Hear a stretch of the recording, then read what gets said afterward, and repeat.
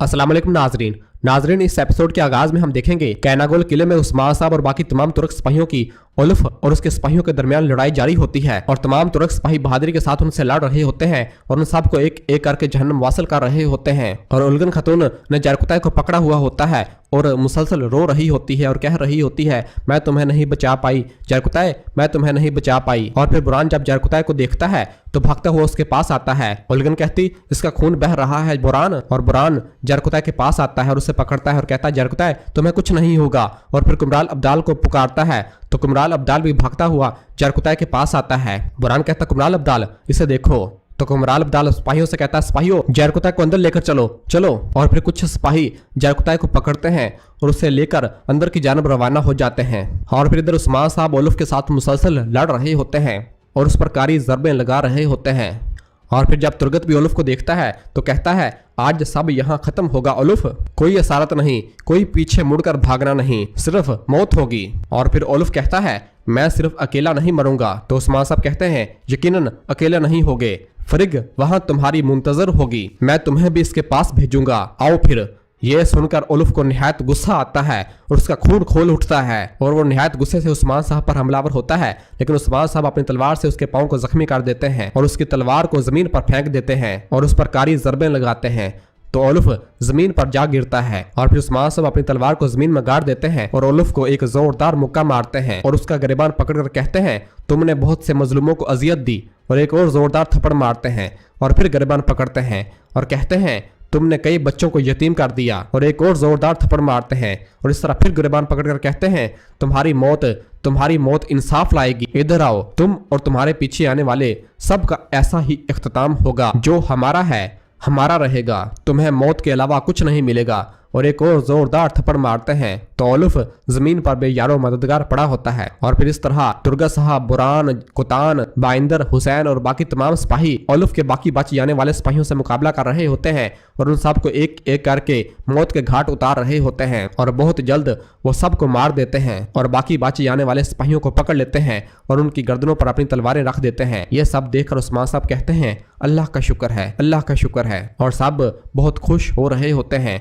और फिर उस्मान साहब अपनी तलवार बुलंद करके अल्लाहु अकबर का नारा बुलंद करते हैं तो तमाम सिपाही भी अपनी तलवारें बुलंद करके अल्लाहु अकबर के फ्लाग शिगाफ नारे बुलंद करते हैं।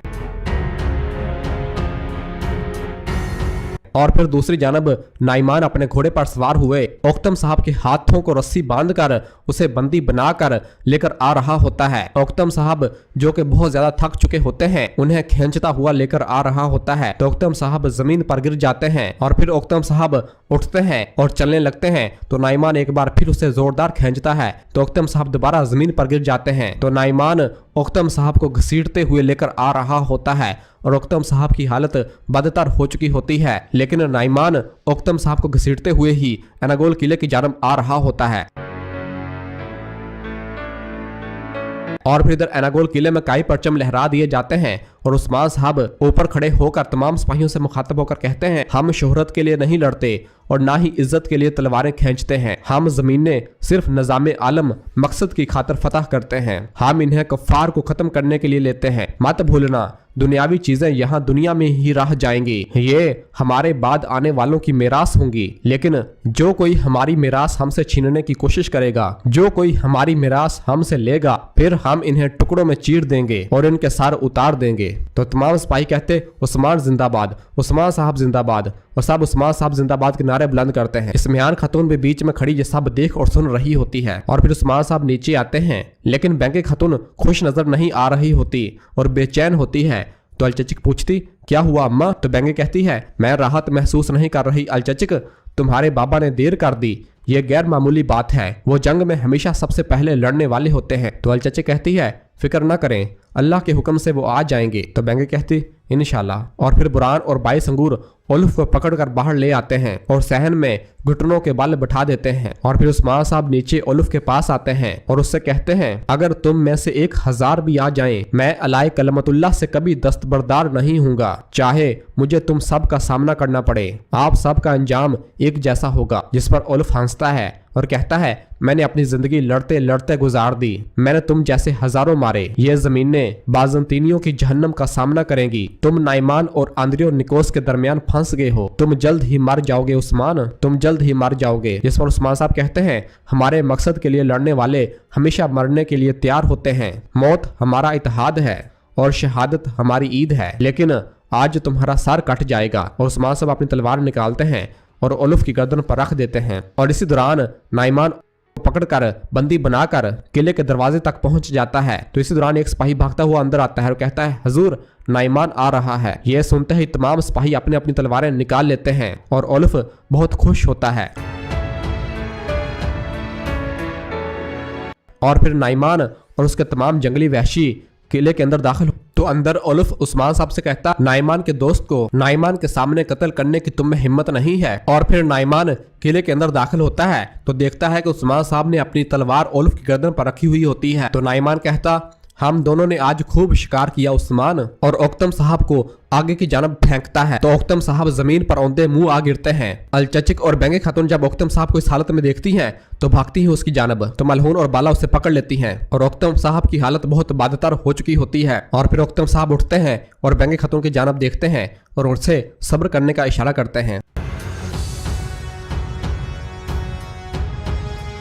और फिर ओलुफ कहता है, इस अहमक को लगता है कि वो मुझे मार सकता है नाइमान। तो नाइमान कहता, यह गलत है, वो गलत है, बिल्कुल अपने साथ खड़ी वालदा की तरह। वो भी गलत अतराफ का इंतखाब करती रहती है। इसने पहले मुझे सोना दिया और अब इसका सर काट रही है। तो इसमिहान कहती, मैंने गलत इंतखाब नहीं किया, मैं गलत फैसले से पीछे हटी नाइमान। और फिर नाइमान अपने घोड़े से नीचे उतरता है और ओक्तम साहब के पास आ जाता है और कहता है, उस्मान अगर तुम्हें ओक्तम की जान की बिल्कुल भी परवाह नहीं, और अपनी तलवार निकालकर ओक्तम साहब की गर्दन पर रख देता है और कहता है, ओलुफ को मार डालो। यह सुनकर बेंगे खातून और अलचचिक तड़पती हैं और उस्मान साहब भी ये सब देख रहे होते हैं। और फिर ओक्तम साहब कहते, हम क्यों लड़ रहे हैं? तो उस्मान साहब कहते हैं, अलाए कलमतुल्लाह के लिए। और फिर ओक्तम साहब पूछते, गिरने वाले क्यों गिरते हैं? तो उस्मान साहब कहते, नज़ामे आलम के लिए। और फिर ओक्तम साहब कहते, जिंदा रहने वाले क्यों जीते हैं? तो उस्मान साहब कहते हैं, केजिल एल्मा के लिए। और फिर ओक्तम साहब कहते हैं, तो फिर ये बूढ़ा भेड़िया आज के दिन मरने वाला है। ये सुनते ही बेंगे खातून की आंखें खुली की खुली रह जाती हैं और वो कहती है, नहीं नहीं। और फिर ओक्तम साहब उस्मान साहब से कहते हैं, ऐसा सोचना भी मत उस्मान साहब, शहादत को नेमत समझने वाले की जान इस घटिया आदमी को रिहा करने के लिए बचाई जाए। ये सब सुनकर उस्मान साहब थोड़ी देर सोचते हैं और ओलुफ की जानब देखते हैं। तो नाइमान कहता, ओलुफ को जाने दो उस्मान, वरना ओक्तम सिर्फ आगाज होगा। मैं तुम में से हर एक को कत्ल करने तक रुकूंगा नहीं। और फिर इसमिहान खातून आगे बढ़ती है और उस्मान साहब के पास आती है और कहती है, चलो बस करो, हम किला चाहते थे और हमें मिल गया, हम बाद में ओलुफ को मार सकते हैं। तो उस्मान साहब कहते, नहीं। और फिर इसमिहान कहती, उस्मान ऐसा मत करो। उस्मान साहब कहते, नहीं, आज ये मरेगा। इस पर इसमिहान खातून भी खामोश हो जाती है और पीछे चली जाती है। और फिर नाइमान कहता है, ऐसा मत करो उस्मान, मत करो। तो उस्मान साहब कहते हैं, हमारे मुखलिस होने का सिर्फ एक ही असूल है, जालिम पर रहम, मजलूमों के साथ गद्दारी है। इस पर नाइमान कहता, तुम्हारी तलवार सिर्फ ओलुफ की गर्दन ही नहीं काटेगी, ये ओक्तम को भी मार डालेगी। यह सुनकर बेंगे खातून को निहायत गुस्सा आ रहा होता है, लेकिन ओक्तम साहब बेंगे खातून को सब्र करने का इशारा कर रहे होते हैं। और फिर उस्मान साहब कहते हैं, दुरुस्त कहा, लेकिन एक फर्क है, ये ओलुफ की एक लाश होगी, ओक्तम साहब मरे तो शहीद होंगे। और फिर उस्मान साहब सबसे मुखातब होकर कहते हैं, अब मुझे बताओ, क्या तुम मौत से डरते हो? तो तमाम कहते, नहीं हजूर। उस्मान साहब फिर पूछते, क्या तुम मौत से डरते हो? तो तमाम सिपाही कहते, नहीं हजूर। और फिर उस्मान साहब बेंगे खातून की जानब देखते हुए पूछते हैं, क्या तुम मौत से डरते हो? तो बेंगे भी कहती, नहीं। और फिर उस्मान साहब ओक्तम साहब की जानब देखते हैं तो ओक्तम साहब भी कहते, नहीं हजूर, बिल्कुल नहीं। और फिर उस्मान साहब नाइमान से कहते, अब ओलुफ को देखो, एक दफा देखो, जरा देखो इसके साथ क्या होता है। नाइमान भी उस्मान साहब को देख रहा होता है कि आया कि उस्मान साहब ओलुफ को मारते हैं या नहीं। और इस तरह बेंगे खातून, अलचचिक और बाकी सब के भी दिल धड़क रहे होते हैं कि आखिर क्या होने वाला है। और फिर उस्मान साहब अपनी तलवार लहराते हैं और ओलुफ का सर कलम कर देते हैं और उसे जहन्नम वासल कर देते हैं। यह देखकर सब लोगों को राहत महसूस होती है और यह देखकर नाइमान की भी आंखें खुली की खुली रह जाती हैं। और फिर ओक्तम साहब भी कलमा शहादत पढ़ते हैं, जिसका उर्दू तर्जुमा है, मैं गवाही देता हूँ कि अल्लाह के सिवा कोई इबादत के लायक नहीं, और मैं गवाही देता हूँ कि मोहम्मद सल्लल्लाहु अलैहि वसल्लम अल्लाह के बंदे और रसूल हैं। और फिर नाइमान भी अपनी तलवार लहराता है और ओक्तम साहब का सर कलम कर देता है। यह देखकर बेंगे खातून की सांसें रुक जाती हैं और वो दिल पर पत्थर रखकर ये सब देखती है और अलचचक भी मुसलसल रो रही होती है और तमाम सिपाही भी बहुत गमजदा हो रहे होते हैं। और फिर नाइमान अपनी तलवार उस्मान साहब की जानब करता है तो उस्मान साहब कहते हैं, इन्ना लिल्लाहि व इन्ना इलैहि राजिऊन, हम अल्लाह ही की तरफ से आए हैं और अल्लाह ही की तरफ लौट कर जाना है। और फिर तमाम सिपाही भी आवाज़ें बुलंद कहते हैं, इन्ना लिल्लाहि व इन्ना इलैहि राजिऊन। और फिर नाइमान कहता है, तुमने अपना अंजाम खुद तैयार कर लिया है उस्मान। उस्मान साहब कहते हैं, हम सब मरना चाहते हैं लेकिन मैं कसम खाता हूं कि मैं तुम्हें मारने से पहले नहीं मरूंगा।